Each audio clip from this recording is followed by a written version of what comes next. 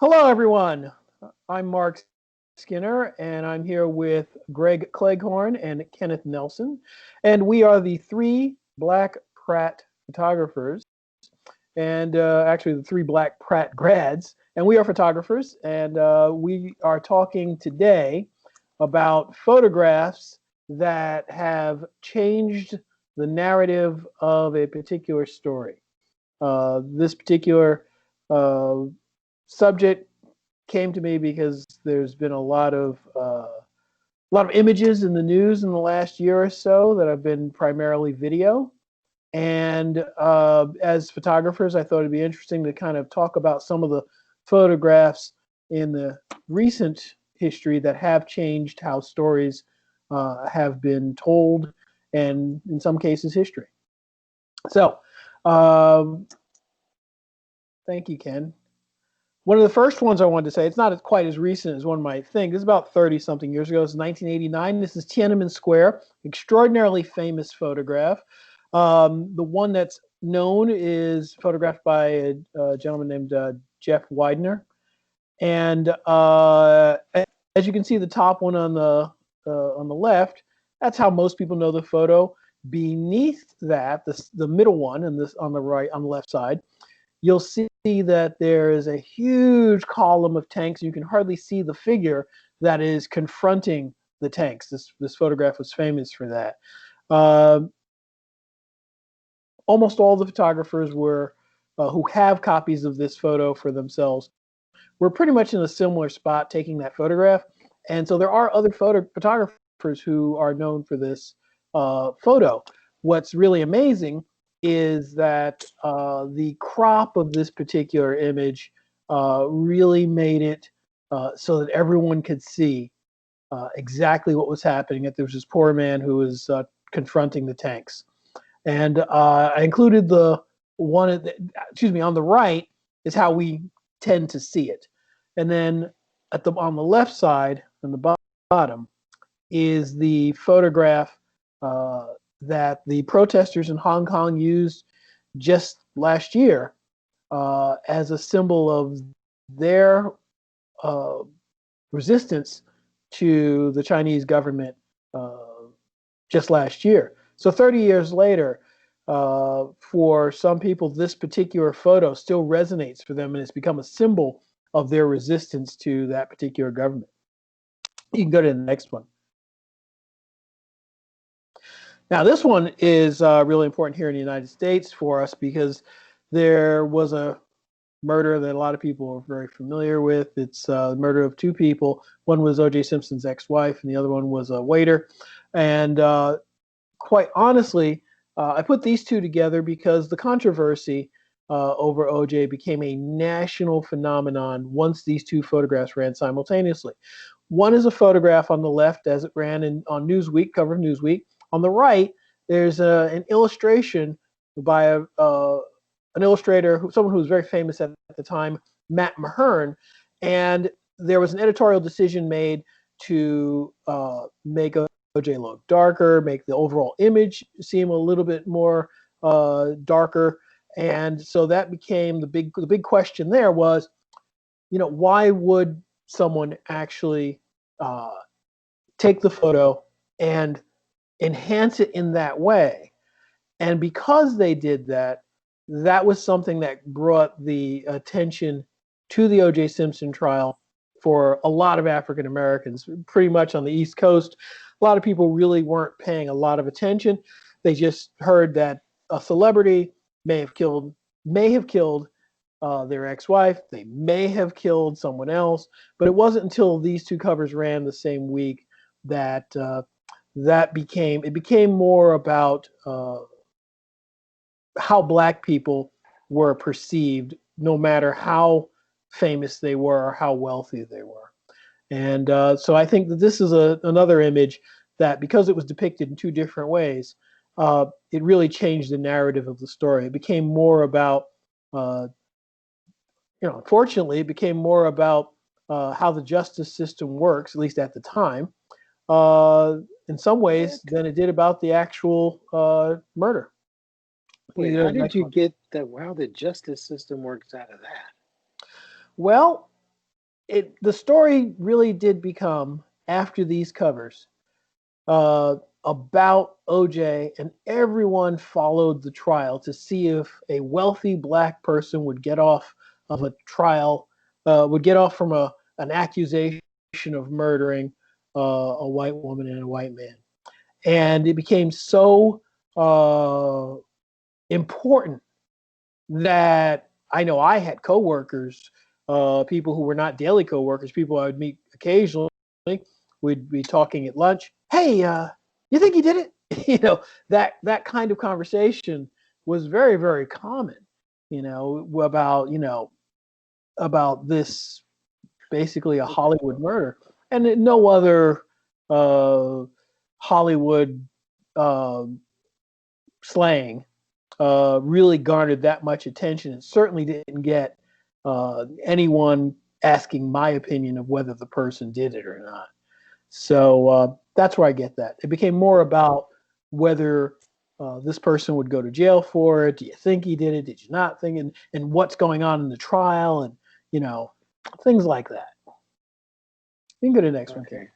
Okay. Mm, mm, grumble, grumble. Well, I mean, Rob, I'm just telling you from personal experience. Now, this I photograph, just don't see how a editorialized, darkened, contrasty picture made a difference about a murder, a black guy potentially murdering a white woman. So, but go well, ahead. Let's well, move if you on. were you here in the country at the time when the trial I was, probably was not. I think I was in Europe then at the time. then that might be one of the reasons why you can't see it. The hysteria was almost as severe as many of the things that have gone on with our current administration. So I'll leave it at that. Uh, Next one. Now, on the lower right hand corner, we've all seen the Shepard Fairey illustration of Obama, the Hope poster. It really galvanized the country, made a lot of people who really wanted to see someone who was educated, African American, succeed. And this is post the OJ trial. So this is about 10 years later. And so there's a lot of racial angst, and a lot of people, after reading what this man was about and reading his books, they said, this guy's okay, he really could run the country. And so they could sort of let down the burden of the previous feelings they may have had about that trial and OJ Simpson and celebrity and Hollywood, and put it into a young, charismatic, extraordinarily gifted African American who really just wanted to do the best thing for his country on a whole. And this photograph was a photograph that they just settled the case. I think Associated Press had done the photo at a press conference with George Clooney and Barack Obama, and so they settled. But you can see there are some similarities between the original photo at the top and a cutaway of that at the bottom left, and the final Shepard Fairey poster. There are some similarities. Wait, so your premise is that this painting galvanized public opinion? I think for a lot of people who tended not to pay attention to politics, felt that this poster surmised a lot of their aspirations for the nation at the time. I would tend to agree too. I would think that although it didn't equal the Uncle Sam wants you poster of the World War II years, I think that this can sort of rally quite closely behind it as a galvanizing tool. Okay. Right? And then the I final. did. I don't know what I'm missing, but maybe I'll just keep looking at it. Maybe I'll understand. Well, I mean, I know for me, understanding what the idea that this individual represented hope for our nation post the Iraq War, or at least what was going to be post the Iraq War, was really symbolic for a lot of So, people like myself. would you say like that? picture of Trump's head on Rambo's body holding a machine gun? Is that something similar that galvanized his supporters to I'd say that's more of a meme than anything. more of a meme? I Okay. don't know. I don't think that one. Well, let's put it this way. I would say that it would if it brought a lot of Democrats to his base, but it didn't. This particular photograph, this poster, probably got a lot of people who were Republicans and independents and people who weren't necessarily supporters of the Democrats at the time to really kind of at least look into who this individual was. Well, he had You also know? gotten out of 8 years of Bush, crashing the economy and getting us into a war. Right. Right. So, okay. Right. But I Well, all right. mean, I wouldn't. Well, but I think to also have uh, a symbol of hope. I mean, let's I let's don't let's take a doubt look at that. let's I take a see look. that. I I mean, just don't see how a the picture can be that. You're giving that picture a whole lot of weight well, that I the don't reason why is understand. because But I go think ahead. I think the photograph once transformed, or an illustration that seems very much based on that photograph, that type of depiction, the way it's done primarily in line art, is uh, iconic. I mean, it makes the individual It seem. sort of takes him away from me. Go ahead. It takes them Seem away from the ordinary and the present, and you already get a sense of history already being created what's that just term? in the. Hmm? There's a term when you make something like not hyperbole. Goodness gracious, what is that word? My words are leaving me. Well, Goodness, well, I it'll come think to me. Go ahead. Well, I think it's created in a way that is intentionally uh, created to evoke strong feelings of solidarity and unity, and that's really it. So a little bit of hyperbole, or it's kind of he's personified. He's not just this black guy. He's this piece of art now. He's Yeah, more than just. Okay, all right, I can see that. yeah, yeah. And it means a lot. So let's go to the next one because I don't want to take up too much time here with you guys because I know you guys have things to say. Oh, Now, this this is this so this heartbreaking. poor young man, his name was Alan Kurdi. He was one of the Syrian refugees, and uh, his family tried to escape Syria, and they got to the Turkish beach. I think his father survived, but he did not.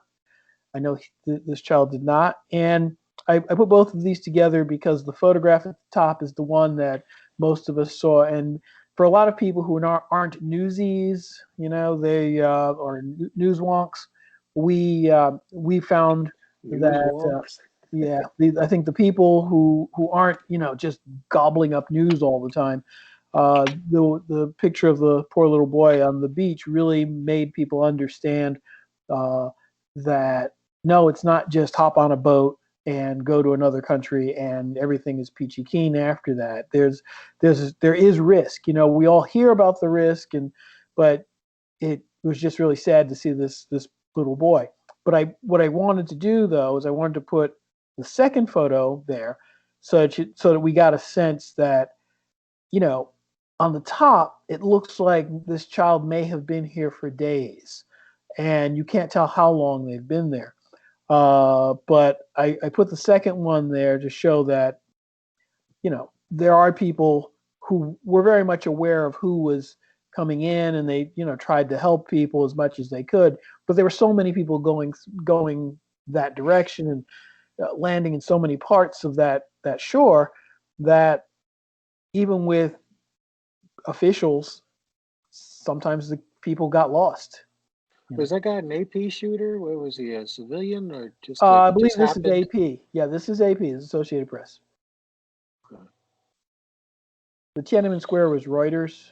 I don't remember. I think OJ was a mugshot, and I think the previous one that we just saw was also. Associated Press, yeah, because Associated Press and Shepard Fairey settled. And I think that's it. And then the last one I have is the cover of Vanity Fair, and that was from 2015. And I put that one there because the trans community had always been relegated to either snarky jokes, comedy, or just maligned, murdered, and all of that.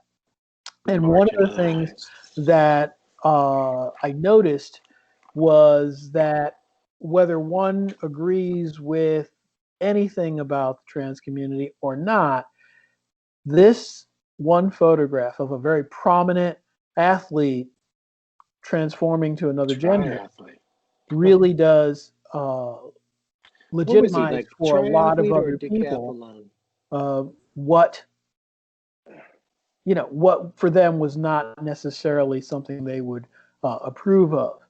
And whether you like the photo or not, or whether you say this person what they look like, it confronts you with this person's reality and makes you understand that for this person this is their reality, and this is who I am, and you have to understand how I feel about myself, and that's it. And I think after that, I think the trans community has gotten a lot more respect. I'm sure there's a little bit of a backlash. I'm sure there were murders and maligned, but at least they're not all relegated to uh, just a horrible secret. They can try to live their lives. I mean, I don't know, but I would guess that before this cover, I don't think you would see even an openly gay candidate for president of the United States. And I know, very shortly after this, we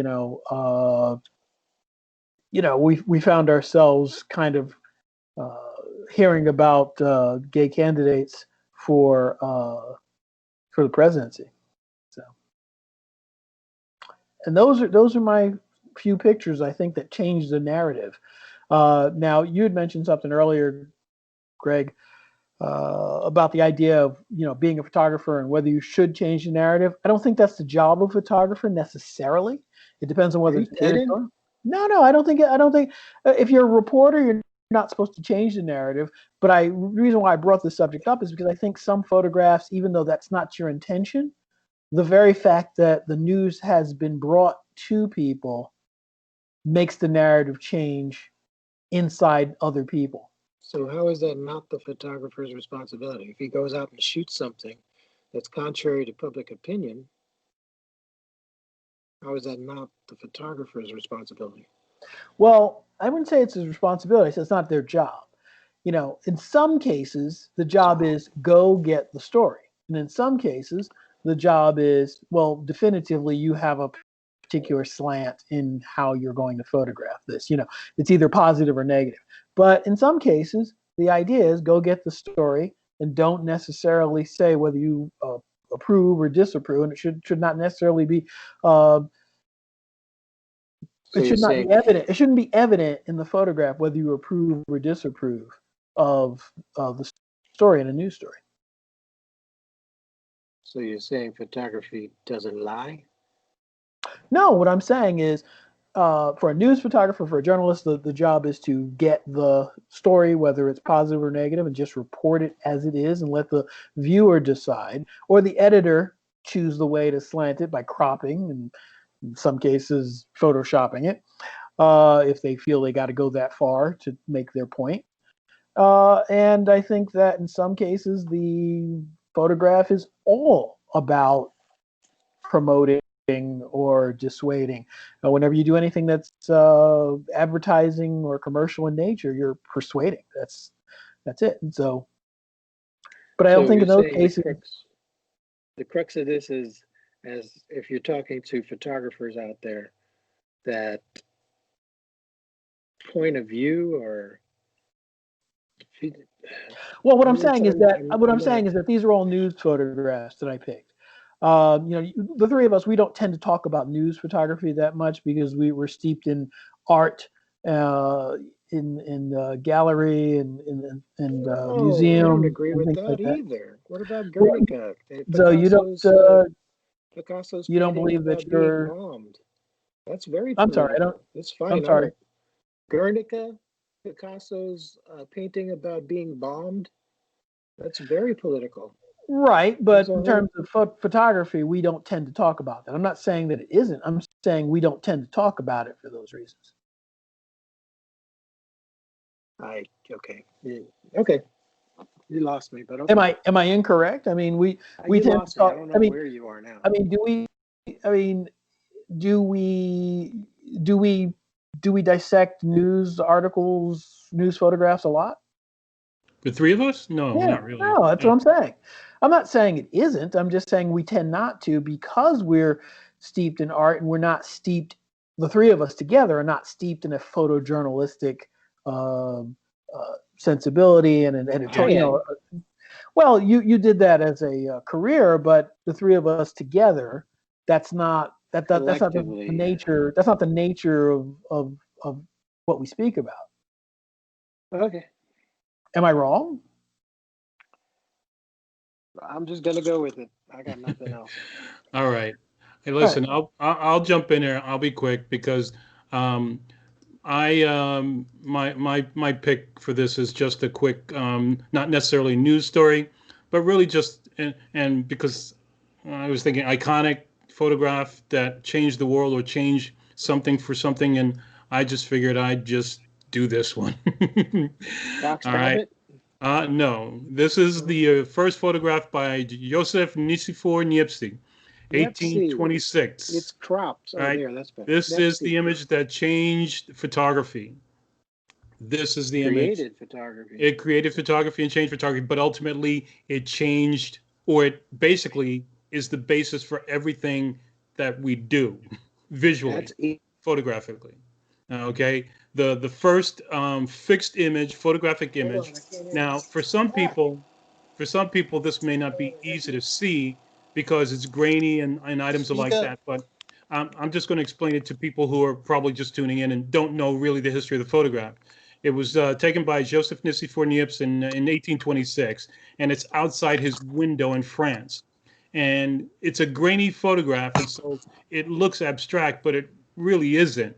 What we're looking at out his back window, and you have this little triangle here, which is actually sunlight on the ground. The dark areas here are actually shadow from the sunlight as the sun is crossing behind his house. And this is the horizon line back forward. I'm figuring this part could be a tree, but I don't know that. And this looks to be the building on the side, and of course something else here. So for those who are not familiar with the image, this is the first fixed image, photographic image in the history of photography. And therefore, everything that has happened since then is built on it to some degree. Now, granted, in some ways, in 1826, he was the only one working to invent photography. There were others who were doing it as well, but this was the first fixed image that was ever uh, brought to light. Any idea about how long the exposures were? I don't recall how long the exposures were. Wasn't Uh, it like a total accident? He had like chemicals on a rag and then he put something on there and well, no, because he was a scientist at heart anyway. He actually, his family actually had things to do with automobile combustion. So they were not just your, small time scientists. They were big time scientists for that time. I just don't remember the background of it. It's been a while since Photo 101. That's okay. But the idea is that for us to present what we consider to be an iconic image that changed the world to some degree, and this for us, for me at least, I can consider to be the reason why photography basically exists today. So So did he shoot it through a camera? No, he didn't. it's a plate. It's a plate. It's a tin plate, and so he developed it and fixed it. So when I'm figuring it's I don't remember the dimensions. I don't know if it was 4 by 5 or 3.5 by 4 or what have you, but Hmm. Okay. All right. Okay. Let's switch up to you, Greg, and you take the reins from what we got. Yeah, I wanted to know because I don't remember how he got that first picture. Um, heliography. I Yeah, wonder if heliography. Mm-hmm. it doesn't say what heliography is. Okay. All right. Okay, Greg. All right. Just moving on. Okay. I can look it up offline. Uh. Yeah. Um. This. Yeah. It's kind of an iconic photograph of the young Afghani girl. Uh. I wrote down that photographer's name. Forgive me. I should be giving photo credits, but uh, he. Uh, he for a long time, as many years that he finally admitted that he had photoshopped and lightened her eyes. So it was accepted as a amazing um, war war photo of a shell shocked young woman, but he enhanced her eyes to make it more punchy.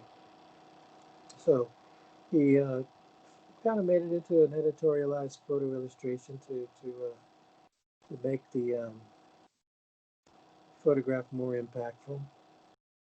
Um, it brought attention to the Afghan war, in a photojournalistic way, but he also the way he composed it was just you know delicious to me.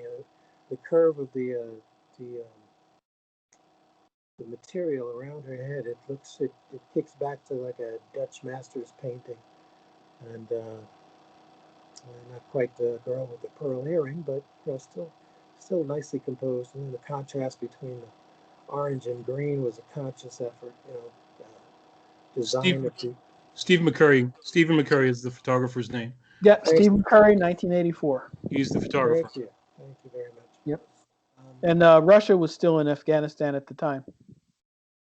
okay, okay, but I mean, it was it. I don't know if it changed opinions, but it was a powerful image, and kudos to photographers who get out there and you know put their equipment on the line and get powerful images. You had to get close. You had to be out there to find this young woman and capture the moment. I think you're Anyway, right. I think you're absolutely right. about what? I think that it did capture the moment. I mean, it was 1984, and it got the, they ran that photo here, and it made a lot of people who never heard of Afghanistan pick up the magazine and find out why the Russians were there, and should we be worried about our involvement later. And ultimately the Russians left in '88, and I think we went in a little bit later. Yeah. Trust me, we were already there. Trust And of course, that was on the cover of Time, right? me. No, National Geographic. National National Geographic. Geographic. So yeah. Yeah, Okay. they're my National Geographic photographers are still my heroes. Those guys do some amazing work. Mixed lighting, drag shutter, you name it. Macro photography, uh, just amazing. The Yeah. guy did the photo arc. Are you guys familiar with the photo arc? Very much so. Huh? Very much so. The photographer did uh, catalog like every animal on the planet. Amazing work. Amazing. A little portable studio. That's why I was like just amazed that you don't need a lot of gear, but he made it work. A little portable studio, 3 walls, some black, some white, couple of strobes, and done. So moving right along. Let's get to the next one. Yeah, just like last summer, with the things happening, you know, in your neighborhood. You know, it's just pick up your camera and go shoot it. That's all I got to say. There's just, I mean, a guy. This is a big shift from the riots, or what they called riots in during the summer, to breaking into the Congress, in costume. This is the guy who's arrested now, who can't eat anything but organic food. But images, it just tells like just get out there and shoot. I'm not saying if you get your press pass, great, so you don't get arrested for something like this. But just get out there and shoot, man, because it's like you don't know what image is going to uh, change an opinion, change the world, change. Even if it changes one or two people, Uh-huh.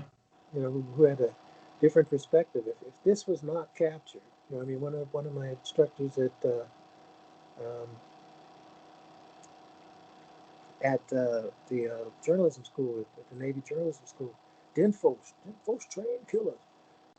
He said, if you don't capture it, it didn't happen. And I can't imagine the stories that would be, bouncing around. Not to mention any conspiracy theories or anti-conspiracy theories that that never happened. They never broke in. They didn't beat policemen. They didn't break into Nancy Pelosi. Excuse me. But here's the proof. You know, here's the you know here's the photo. Can photographs um, change opinion? You damn right. Mhm. Okay, next image, please. Now this is one of my favorites. Now I just asked Kenny about it, and he doesn't see it. But if you squinted this was like an editorial picture from CBS. But if you squint at it, the shadow underneath his nose looks like Hitler's little goofy mustache, and the shadow on the side of his head gives him that Hitler little hair flip that was going on. I see it clearly. Kenny says he can't see it. Can you I see it, don't brother? see it.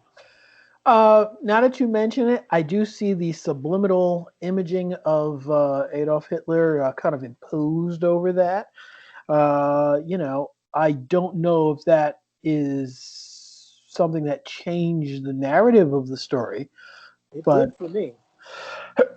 right, but you're visually astute. I mean, not most people aren't going to notice it. So I wonder in that, are they going to, Hold on.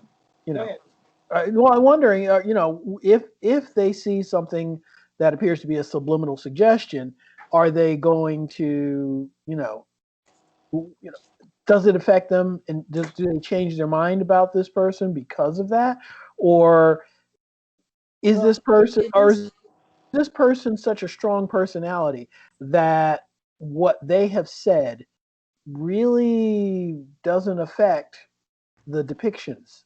I mean, can an image help shape this person, or does this person's persona sort of obliterate whatever images and uh, replace other people's impositions with whatever right. they've done? When this image first came out, I was still kind of half giving him the benefit of the doubt. I knew some of the stuff he was saying was kind of, you know, left field, but the more I was listening to him, and when I saw this, I started to look up, fascism and things like that, and I saw how certain things he was doing. The media is the evil one. One of the first things Hitler did was shut down the media.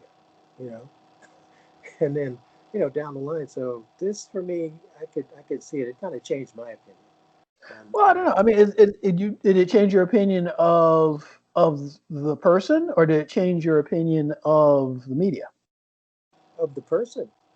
Hmm. Because I'm not saying the media is God, and they're always right, but I'm a big fan of long format news feature where you can dig into something. And when I started doing my own research, I was like, okay, something's not right with this guy. Something's really not right with this guy. Okay. So that kind of just worked for me. Yeah. And as If far I as I can, was comparing this, sorry, go ahead, Ken. yeah, if I can speak to it just a little bit, I, Sure. when you gave me the image to put up, and I looked at it, and I had no response to it in terms of it moving me politically.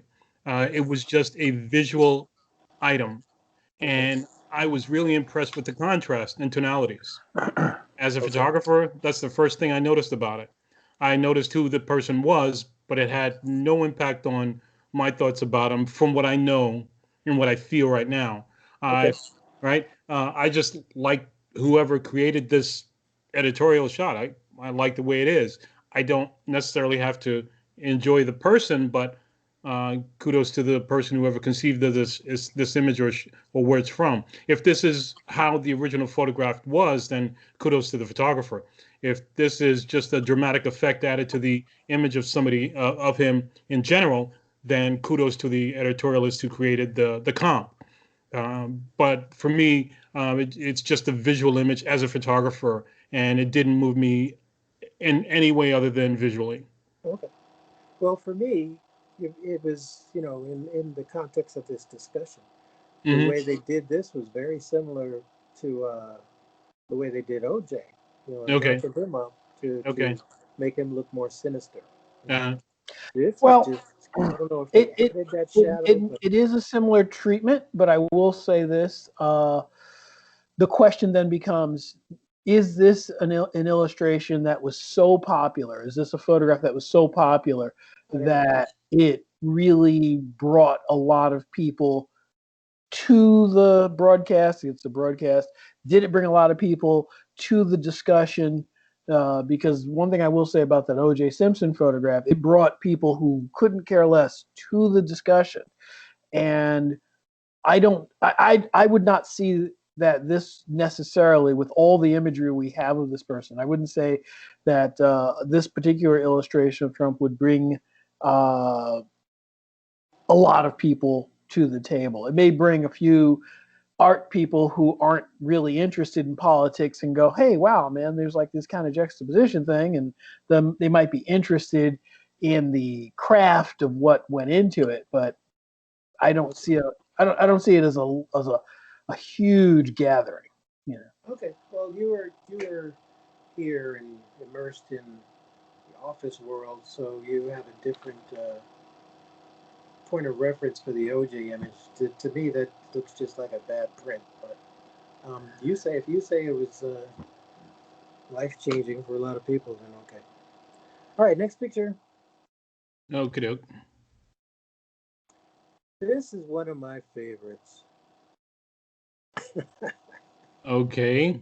You have to tell me the history and who is I this and I who's it I from. I, I, I don't recall. I had it all written down, but my computer seems to be not happening, not working with me today. But it's just you know collaboration. If you're gonna do work, know who you're working with. You know, get out, shoot your own stuff, and stop sniffing other photographers' butts. You know, you're capable of doing great work. Just get your camera, get out there and shoot. Look at other people's work, sure, to see what's been done. But there's nothing like being out there and shooting. There's no better teacher. No books. They gave us a whole lot of books at Pratt. I'm like, oh, okay. I like that light. But until you get that camera in your hand, start moving those lights, start looking at the sun, and start looking at people and how they interact and what happens in composition and capturing it in real time. What you're basically doing is sniffing other photographers' butts. Well, I don't remember a that's lot of just books at Pratt. I remember a few, but not a lot. I remember the well, Bull. that's because you didn't go to the library as much as I did. I No, no, go. I remember. No, I went to the library, but I don't remember them giving us books. I remember going to the library on my own, but I don't remember. I remember the Beaumont Newhall history book, and then they told us where we could buy. Right. Yeah. Uh, Yeah. yeah, if you Well, want a book, you can go buy some. But I spent a lot of time in that library. I poured over all their Yeah. entire Yeah. photography section. So And granted, you can find Beaumont Newhall's book in there, but if you'd be able to take it out was the question, because everybody in who couldn't afford to buy it probably had it out. So great, I mean, you had to I, phone the I found to buy a copy of it. I found photographers that I liked, and I kind of studied that, and I kind of uh-huh. picked up what I could from Wesson and West. So Greg, can I ask you a question? So Sure. if this is an iconic image, and so what's interesting about this is that we've got these three dogs and their names posted on their backside, and their names are Molly, Clyde, and Sparky. Uh, Um, how would this affect relationships with people, and how could it impact someone if well, your I name mean, is not really Molly or related to Clyde or related to Sparky, well, or if you don't have a dog by those names? well, the idea is what really grabbed me, which was Okay. so much fun. Because, I mean, how did dogs get to know each other? They touch noses and they go around and sniff each other's butts. So why not put their name tag there? Like a like a meet and greet. I Okay. thought that was hysterical. Like, Okay. oh, that's Molly. Oh, Sparky, yeah, yeah. It's like let's say like the way we can tell a certain photographer's work. If it's iconic enough. But do we want to shoot like them? Do we want to emulate them? Maybe. Uh, uh, But you know, don't sniff too many butts. Just get out there and shoot. That's all. Well, you may have a point. This particular image has changed the narrative of this discussion about the narrative. Well, there. So in that way, Mission accomplished. in that way, you've Was actually that the last you've one? that shown, was the last one, Greg. Yeah, you Thank had God. four. but not told. That's very good. Actually, I've shown Yeah. what? you shown, but not told. Not told what? What do you? You didn't tell us how this that particular image changed the narrative. You just allowed it to change the narrative. Well, that's kind of a good thing. But what I said was kind of don't sniff butts. Like when I used Well, to I play mean, ball. When I used to play ball. I It's mean, like, honestly, we could have done that with a selfie also, but did you show a selfie? but that's a, but that's for another. That's for another conversation. That's for. Oh, there's when I played ball. Guys would be you'd see a good player and they're like, oh, that's so and so. He had a triple double and this and that. And it's like, we used to say, look, give him back his job. Stop carrying his job. You know, what can you do? Improve your game. You I telling hear you. me how good that player is isn't going to make my team any better. It's not going to make me any better. So get out there and shoot. That's all I got. Okay. Okay, all right. So then I'm going to wrap it up Yeah, Mark. with this has been the three Black Pratt grads. Finally got it right. And we were talking about photographs that have changed the narrative, and we each had some samples. And until next time, this is Mark Skinner, Kenneth Nelson, and Gregory Cleghorn, and stay safe. Okay.